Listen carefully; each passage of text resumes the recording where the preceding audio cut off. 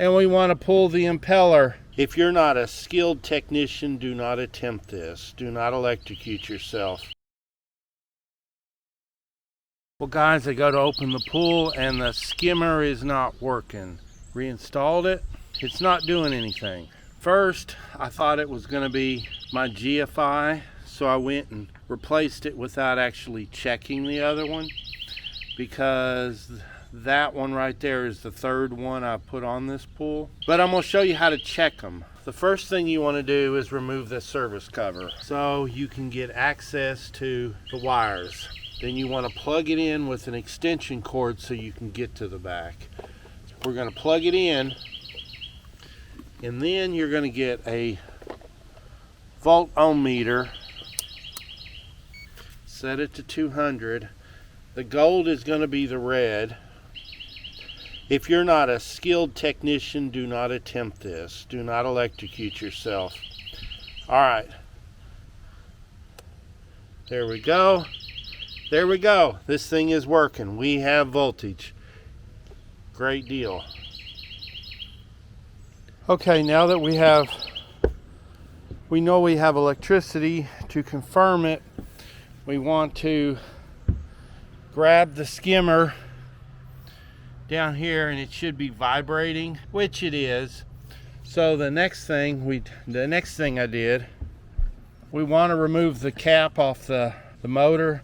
This is a X1500. So we want to remove that, and we want to pull the impeller, and look what we find. Look what we find. The next thing, the ceramic rod is shattered. This rod runs up the inside here. This is what it spins on. So this is just a hunk of metal, and inside that motor, it's just an electromagnet that spins the impeller. These used to be an issue. Come on, bird. These used to be an issue where these would spin on a smaller pull, and it would spin out. See how much that moves? And I'd fix it by drilling a hole through there and putting a drift pin through it. So I think this impeller is on the Polygroup website right now for like $9. But I do not know where that fin went. And you can tell that the chlorine is really... But the other telltale sign, when I looked into it, it should sit like that, and I noticed it was sitting like that.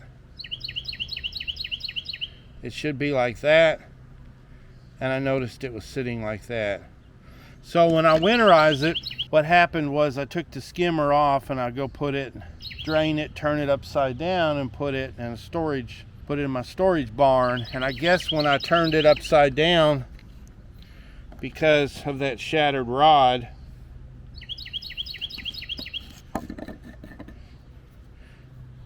it actually moved.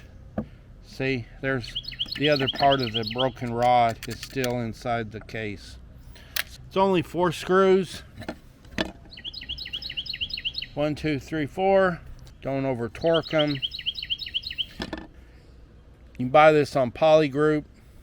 I think it was on clearance for like $9. And they do not have, they no longer, you know, every 3 or 4 years they quit making stuff. You can no longer buy that motor. But there is no moving parts inside the motor except for this. Get your impellers while you can. Whenever you seal up your electrical plug, after you test it, you want to put silicone grease all around it.